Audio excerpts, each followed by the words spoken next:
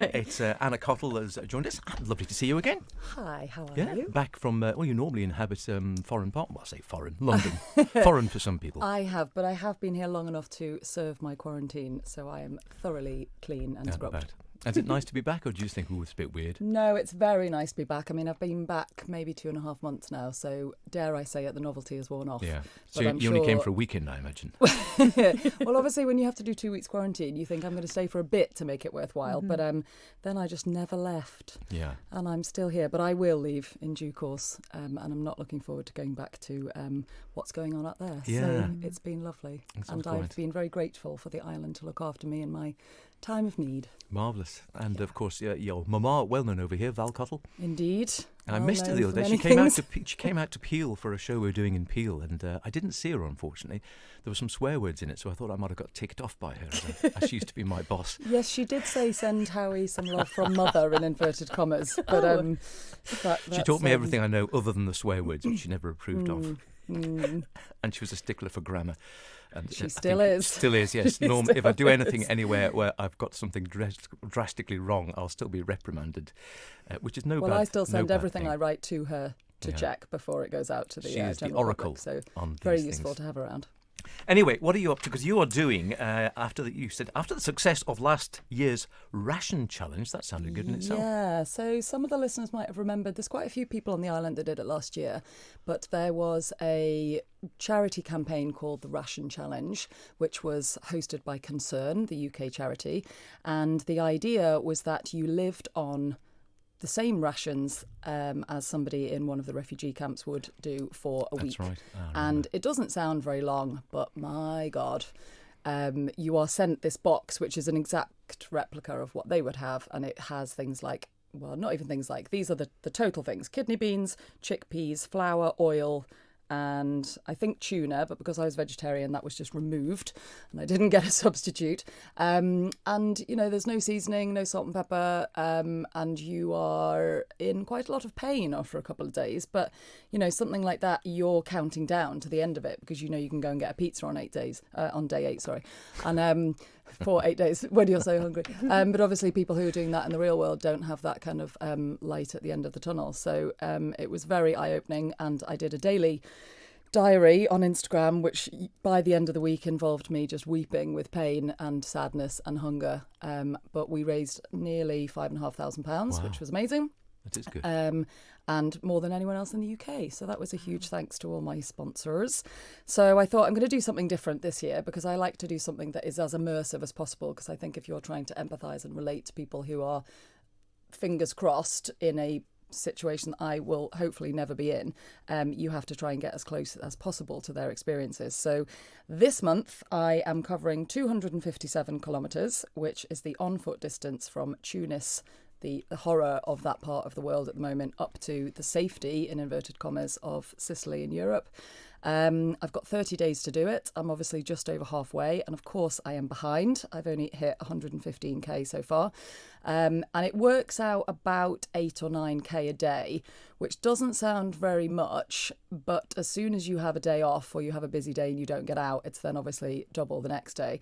And I'm trying to not have the counter on all the time. I don't want it to just count me walking from my desk to the bathroom and back again. I want it to be proper walks or proper runs out and about. So the island has obviously been amazing in providing me with lots of routes and lots of lovely scenery, etc., etc. But that is the goal, to hit 257, and I've only got 14 days left to do it. Wow.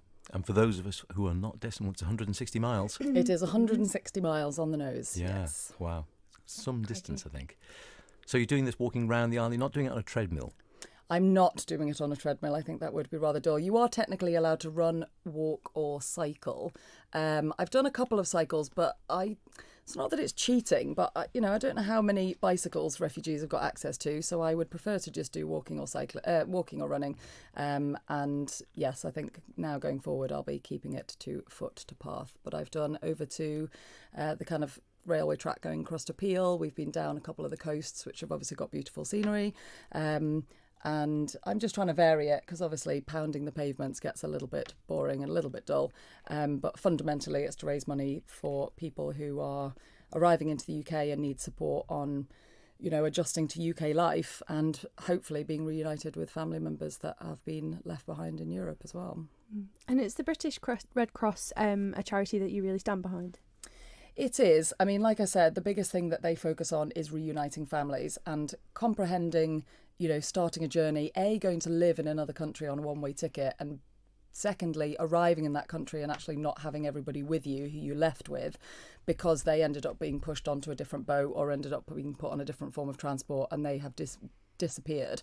And then, not having enough money to put on your phone to contact them, etc., etc. So the fact that the British Red Cross do so much work on reuniting those people really just kind of gives me goosebumps talking about it, because I can't even begin to imagine how that would feel. So the fact that they are working really hard to do that, and they actually have a function on their website as well, where you can just log on, put in all your details, and they start to kind of cross-reference all of their data, reunite people immediately. So it's amazing.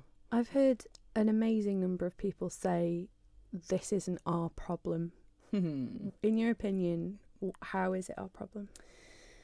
I think it's very easy to put your head down, and fundamentally it isn't your problem. But I think one way of relating to this is most of the people who are now refugees on the road lived a very similar life to us a matter of years ago.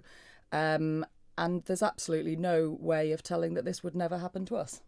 So if you are unsure as to whether you should support people who suddenly, out of the blue, have been put into very difficult situations, the thought that you could potentially be in that situation as well, I think is all the more reason to do it.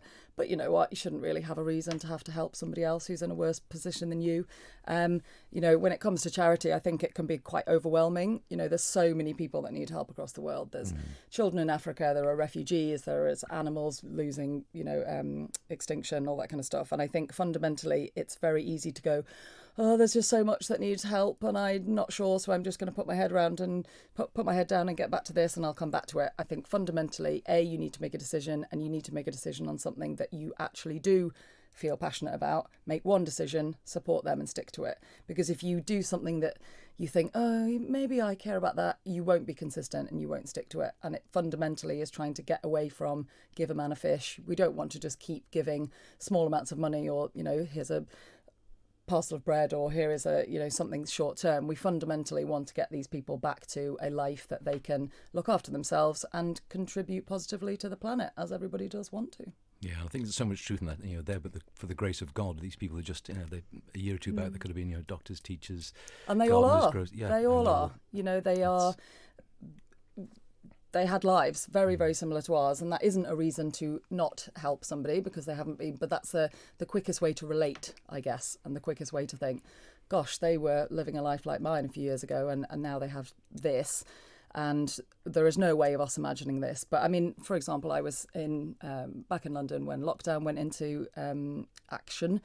And I was out and I realised that this was the first time I needed to go and do a big shop, as we call it, and was in my local Sainsbury's and got into my Sainsbury's in London is about the same size as the Tesco here. It's one of the mega ones. And I queued up, and that was a bit weird. Got in, and I'm not exaggerating, over 90% of every single shelf in that shop was empty. And I, probably for the second time in my whole life, had a total panic attack, because my brain went from, you've come in here because you're hungry, through to, in about half a second, you're going to starve to death. It was that quick. And I had to kind of stand by the empty frozen pea section and just pull myself together again. But that, and I remember the feeling, it was so live, and I won't forget it for a very long time. But the fact that those people actually have that feeling all the time. They have that feeling all the time because they have there's no consistency. Sometimes charities turn up with support and sometimes they don't. And to have that constant fear, especially when you have a family and you have young children and people, elderly parents to support, etc. It was just a moment that I thought, my God, because that was such a live moment for me.